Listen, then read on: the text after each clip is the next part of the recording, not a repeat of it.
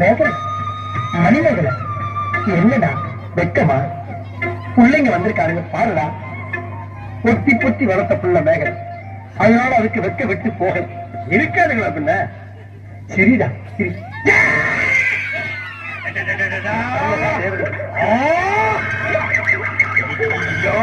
என்ன ஆச்சு? பண்ணிட்டியாடா தங்கச்சி? இந்த 2 பேரும் உனக்கு யார பிடிக்குதோ அவங்க கழுத்துல மாலையை போட்டு கனவு ஆட்டுறதுக்கு தாய். அம்மா அம்மா தாயே என்ன காப்பாத்துமா. என் கழுத்துல மாலை போட்டு என் வாழ்க்கையை வீணாக்கிறாதம்மா. காலில் விழுந்தா மட்டும் என் தங்கச்சி உன்னை கட்டிக்கலாம் சொல்லி மனப்பால் குடிக்காத சத்திய நாய.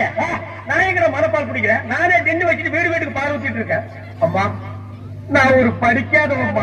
பால்ல தண்ணி ஊத்துற பாவி, வாங்கின கரு திருப்பி கொடுக்க முடியாத சண்டான, உடம்பூரா சொறி பிறக்க வியாதியோ வியாதி.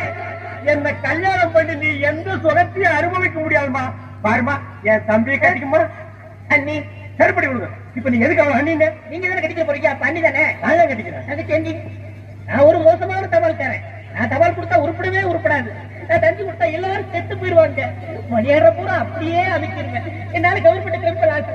அதனால வயசுல மூத்தவர் இந்த மண்ணில் பிறந்த மாணிக்கம் அவரை கட்டிக்கமா.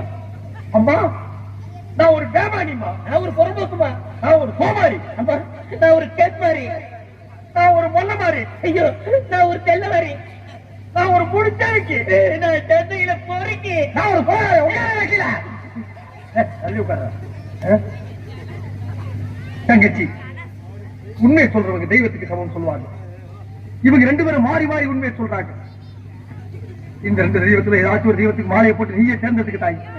போமா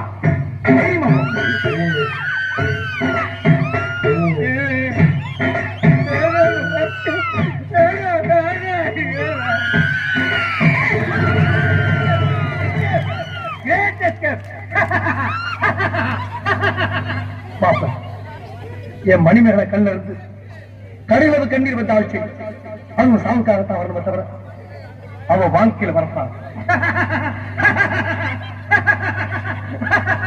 ஏன்